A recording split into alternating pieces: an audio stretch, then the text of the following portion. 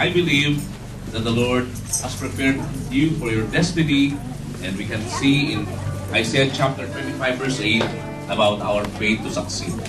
And some Bible scholars, they entitle it the need to succeed. But today, Isaiah chapter 25 verse 8 is all about faith to succeed. Hallelujah. If you found it, read it together with me, Isaiah chapter 25 verse 8. Okay? Basahin natin ito together. Ready? In verse 25. Verse 8 of chapter 25. Ready? Begin. And He'll swallow up death in victory, and the Lord God will wipe away tears from off their face, and the rebuke of His people that be taken away from off all the earth, for the Lord have spoken it. Father, thank you for this wonderful morning. We give you the honor and thanksgiving, Lord, for your rhema word of God. In Jesus' name we pray.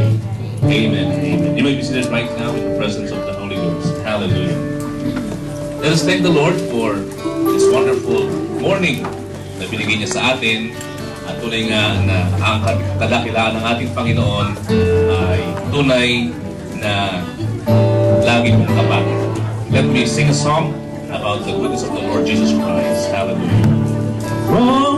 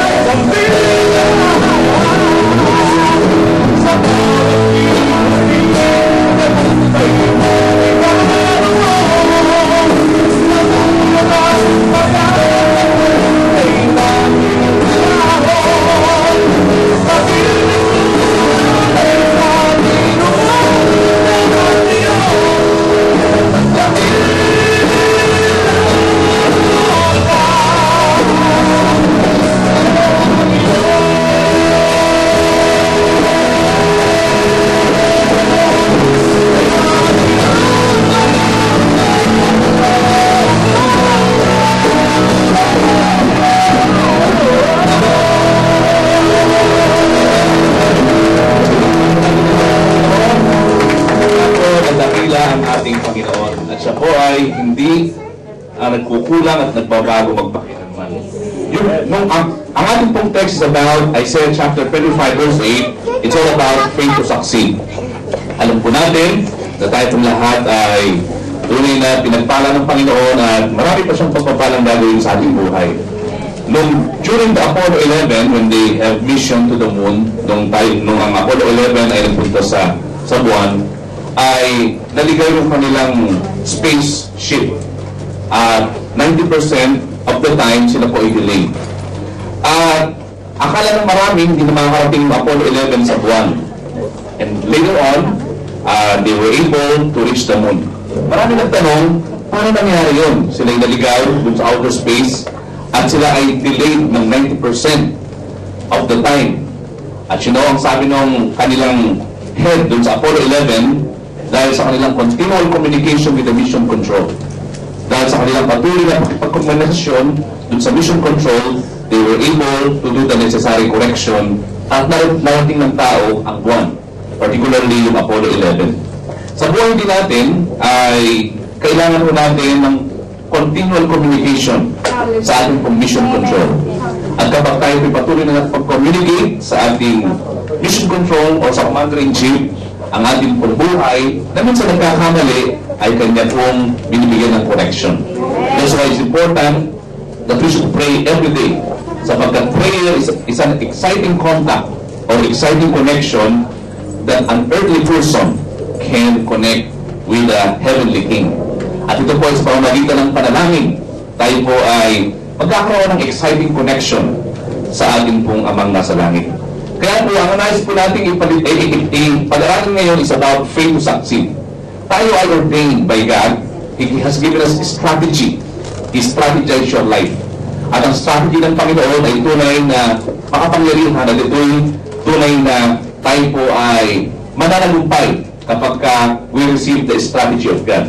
As of now, we are now in our praying and fasting, and we have our 10 days more to finish our 40 days prayer and fasting. And every day, our brothers and sisters, our intercessors are praying for you. At marami natutunan tayo ngayon strong prayer warrior. Natutuwa po ako because when we started this prayer ministry, konti pa lamang po nagpa-participate sa prayer and fasting. But right now, I can see that many of our brethren ay nagpa-participate na sa prayer and fasting, and this is a good signal that we are now in the boiling point. At kapag ka nasa boiling point na, I'm telling you, then greater things shall happen. Minsan nga, naglalakad po kami ni Brother Romy, si Brother Romy po nandito, sabi niya, ba't nung 1 taon, 3 araw pa lang, bagsak na ako. Pero sabi niya ngayon, tuloy-tuloy na siya participating in the prayer and fasting.